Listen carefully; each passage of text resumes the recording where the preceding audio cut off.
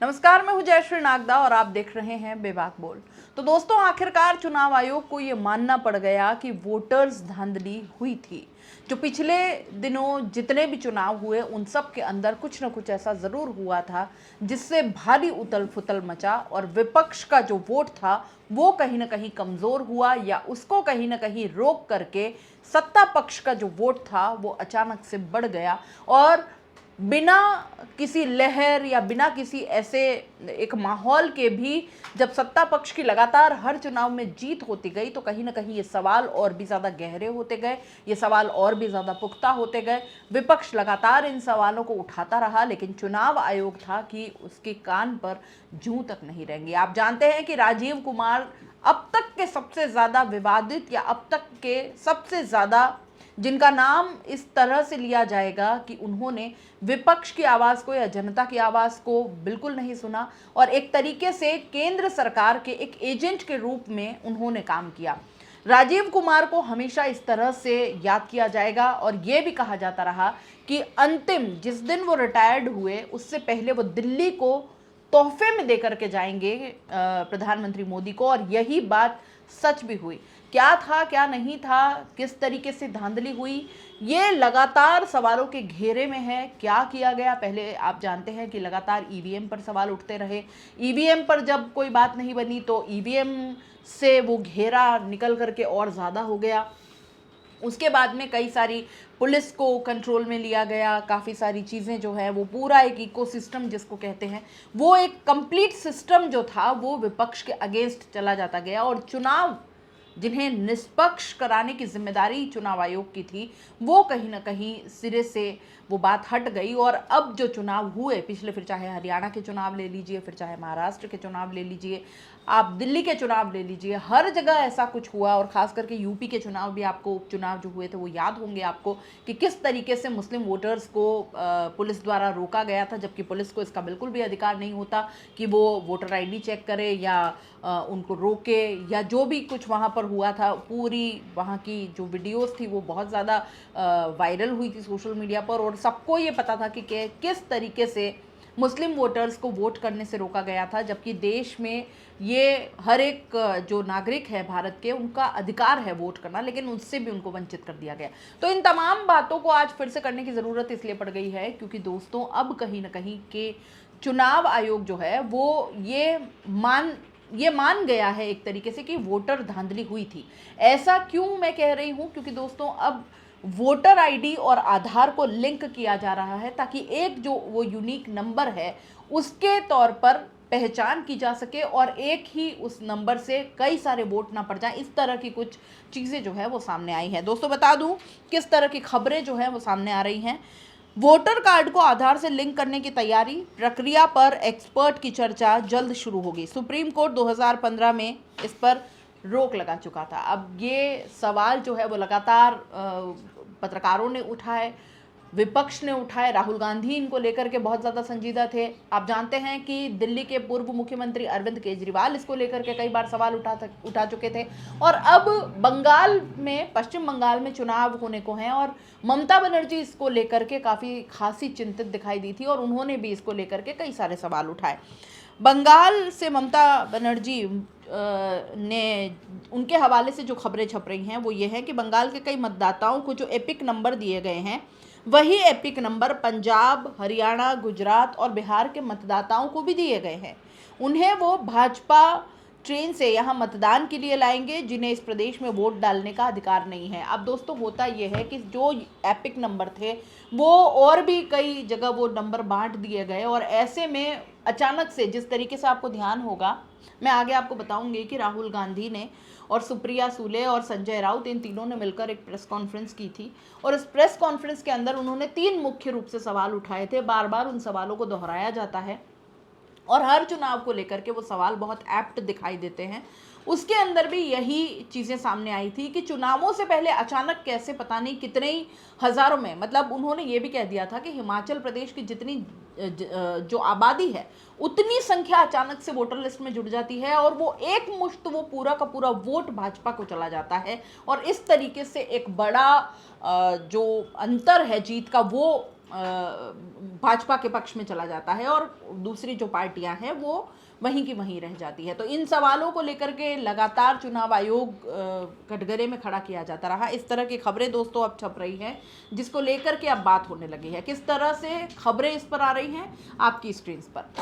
दोस्तों, खबर है कि केंद्र सरकार वोटर आईडी और आधार को लिंक करने की तैयारी कर रही है। इसे लेकर मंगलवार को चुनाव आयोग और unique identification authority of India यानी UIDAI के अधिकारियों की एक बैठक हुई है। इसमें दोनों को लिंक करने पर सहमति बनी है। अब जल्द ही इस पर एक्सपर्ट्स की राय ली जाएगी। आयोग का कहना है कि वोटर कार्ड को आधार से जोड़ने का काम मौजूदा कानून और सुप्रीम कोर्ट के निर्देशों के अनुसार किया जाएगा। इससे पहले 2015 में भी ऐसी कोशिशें हो चुकी हैं, लेकिन सुप्रीम कोर्ट ने इसे खारिज कर दिया था। दोस्तों, इसको लेकर के लगातार, मैंने कहा ना, लगातार सवाल उठ रहे हैं। सवाल ये भी उठ रहे हैं कि सुप्रीम कोर्ट इसको खारिज कर चुका था। आप ये भी जानते हैं कि पहले चुनाव आयोग निष्पक्ष तरीके से काम करता था, चुनाव निष्पक्ष तरीके से करवाए जाते थे। बैलेट पेपर या EVM वो एक अलग मुद्दा है, लेकिन बावजूद इसकी निष्पक्षता पर सवाल कभी इतने नहीं उठे थे जितना राजीव कुमार के कार्यकाल में उठे। सबसे बड़ी बात, CJI को उस ग्रुप से आउट कर देना जो कि मुख्य चुनाव आयुक्त को चुनता था, ये भी अपने आप सवालों के घेरे में है कि आखिर ऐसा क्या कारण था कि CJI को वहां से हटा देना पड़ा। अब आप सोचिए, उस जो समिति होती है जो चुनती है, उसके अंदर कौन होता है? एक प्रधानमंत्री होते हैं, एक कैबिनेट मंत्री होता है, एक LOP होता है, और बस। मतलब ये कि प्रधानमंत्री और कैबिनेट मिनिस्टर जो हैं वो हमेशा एक तरफ होंगे, उनका निर्णय एक तरफ होगा किसी भी व्यक्ति को चुनने पर। और इधर LOP अगर अकेला, क्योंकि CJI अब है नहीं उस ग्रुप में, तो LOP अगर उस चीज़ की खिलाफत भी करता है तो क्योंकि 2 जने उनके पक्ष में हैं तो बात उनकी मानी जाएगी। तो ये अपने आप में एक तरीके से सिर्फ नाम के लिए LOP को उसके अंदर रख दिया गया है, जबकि पहले ऐसा होता था कि LOP और अगर CJI दोनों उस चीज़ पर एग्री हैं तब बात बनेगी। अगर एक भी इस पर एग्री नहीं है तो वो उन्हें चुनाव आयुक्त नहीं बनाया जाएगा। तो ये एक बहुत बड़ा इससे उलटफेर हो जाता है। देखने में लगता है कि क्या फ़र्क पड़ जाएगा अगर CJI नहीं है, लेकिन निष्पक्षता पर बहुत बड़ा प्रश्न चिन्ह खड़ा हो जाता है। अब दोस्तों, किस तरीके की खबर जो है केंद्र सरकार और वोटर आईडी और इसके ऊपर आ रही है, इस पूरे मामले पर राहुल कहते हैं कि आज भारत के चुनाव आयोग ने ऐलान किया कि वोटर आईडी को आधार से जोड़ा जाएगा। कांग्रेस और इंडिया गठबंधन लगातार वोटर लिस्ट से जुड़ी समस्याओं को उठा रहे हैं। इसमें असामान्य रूप से ज्यादा नाम जुड़ना, बिना वजह नाम हटना और डुप्लीकेट वोटर आईडी नंबर जैसी बातें शामिल हैं। आधार से लिंक करने से डुप्लीकेट वोटर आईडी की समस्या हल हो सकती है, लेकिन सबसे गरीब और हाशिए पर खड़े लोग इस प्रोसेस में ज़्यादा दिक्कतों का सामना कर सकते हैं। चुनाव आयोग को यह सुनिश्चित करना चाहिए कि किसी भी भारतीय को वोट देने के अधिकार से वंचित न किया जाए। साथ ही साथ प्राइवेसी से जुड़ी चिंताओं का भी समाधान किया जाए। और अब जब चुनाव आयोग ने इस समस्या को स्वीकार कर लिया है, तो मैं अपनी पहले की मांग को दोहराता हूं कि वोटर लिस्ट में नाम जुड़ने और हटाने के मुद्दे पर भी ध्यान दिया जाए। सबसे पहले महाराष्ट्र 2024 विधानसभा और लोकसभा चुनावों की पूरी इलेक्टोरल फोटो रूल्स को सार्वजनिक किया जाए। अब फिर से वही बात आ गई है दोस्तों सामने कि किस तरीके से चुनाव में धांधली की गई थी। राहुल गांधी ने एक प्रेस कॉन्फ्रेंस की थी जिसमें उनके साथ सुप्रिया सुले और संजय राउत थे। सबसे पहला सवाल उन्होंने ये पूछा था कि आखिर ऐसा कैसे कि जितने पिछले 5 महीनों में वोटर्स नहीं जुड़ते एक लिस्ट में, वोटर लिस्ट में, उतने अचानक चुनाव से पहले वहाँ पर मेंबर्स जुड़ जाते हैं, वोटर्स जुड़ जाते हैं। और उन वोटर्स की संख्या हिमाचल प्रदेश की कुल आबादी से भी ज़्यादा होती है। मतलब अचानक से 35,000 समथिंग लोग वहाँ पर उस वोटर लिस्ट में जुड़ जाते हैं और वो फिर एक बड़ा फ़र्क वहाँ पर क्रिएट करते हैं। दूसरा सवाल राहुल गांधी ने ये उठाया था कि ऐसा कैसे हो सकता है कि महाराष्ट्र में जो एडल्ट पॉपुलेशन है उसमें और वोटर्स की जो संख्या है उसके अंदर बहुत बड़ा डिफरेंस है। मतलब जो एडल्ट पॉपुलेशन है वो अपने आप वोट करने के लिए या वोटर मतलब वो हैं और वो वोट करने के लिए एलिजिबल है। तो ऐसा कैसे है कि जो एडल्ट पॉपुलेशन है और वोटर्स हैं उनके अंदर बहुत बड़ा फेयर है। तो ये अपने आप में बहुत बड़ा सवाल है जिसका जवाब आप याद रखिए कि चुनाव आयोग आज तक नहीं दे पाया है इस बात का जवाब। तीसरा और बहुत महत्वपूर्ण सवाल उनका ये था कि कांती विधानसभा का उन्होंने उदाहरण लिया था। उन्होंने कहा था कि विधानसभा चुनाव में कांती विधानसभा से हमें इतने वोट मिले, हम वहां से जीते। लोकसभा चुनाव में अचानक से वहां पर बहुत सारे वोटर लिस्ट में नाम जुड़ जाते हैं।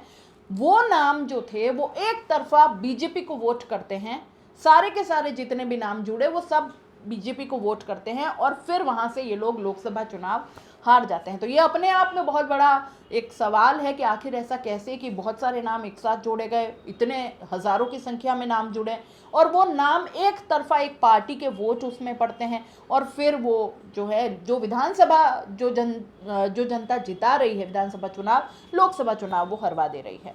कामती विधानसभा, यहां पे कांग्रेस पार्टी को लोकसभा में 1.36 लाख वोट मिला है। विधानसभा में तकरीबन उतना ही वोट हमें मिला, 1.34 लाख। यह चुनाव हम जीते, लोकसभा वाला। लोकसभा के चुनाव में बीजेपी को 1.19 लाख वोट मिलता है। इस कंस्टिट्यूएंसी में 35,000 नए वोटर्स ऐड होते हैं और वो 35,000 के 35,000 वोटर सीधे बीजेपी के खाते में जाते हैं और बीजेपी चुनाव जीतती है। यह एक उदाहरण है, ऐसे महाराष्ट्र में अनेक उदाहरण हैं। तो इन तीन सवालों को मुख्य रूप से राहुल गांधी ने सबके सामने रखा था और अब क्योंकि आधार और जो वोटर आईडी है वो यूनिक एपिक नंबर जो है उनको लिंक करने के लिए अब चुनाव आयोग एग्री हो गया है और सुप्रीम कोर्ट ने इसको पहले खारिज कर दिया था, लेकिन अब एक बार फिर से इसके ऊपर सहमति बनती हुई दिखाई दे रही है। तो उम्मीद अब ये हो गई है कि जो चुनाव आगामी चुनाव आने वाले हैं उनके अंदर इस तरह की धांधली नहीं देखने को मिलेगी। आपको याद होगा दोस्तों, अखिलेश यादव ने एक बार कहा था कि अगर मैं चुनाव में जीत भी जाऊंगा तब भी मैं बैलेट पेपर से चुनाव करवाना चाहूंगा, ईवीएम पर मैं इतना भरोसा नहीं करूंगा। तो आप सोचिए ईवीएम को लेकर के विपक्ष के अंदर कितना ज़्यादा मतलब एक अनसर्टेनिटी है, एक शक सा है दिमाग में और इसको निकालना कहीं ना कहीं सरकार कहीं चाहे चुनाव आयोग इनकी जिम्मेदारी बन जाती है कि निष्पक्ष चुनाव सबसे पहली प्राथमिकता एक लोकतांत्रिक देश के लिए होनी चाहिए। आप इस पूरे मामले को कैसे देखते हैं, अपने राय कमेंट बॉक्स में लिख भेजिए। जाते जाते चैनल को लाइक शेयर और सब्सक्राइब जरूर कर दीजिए। नमस्कार।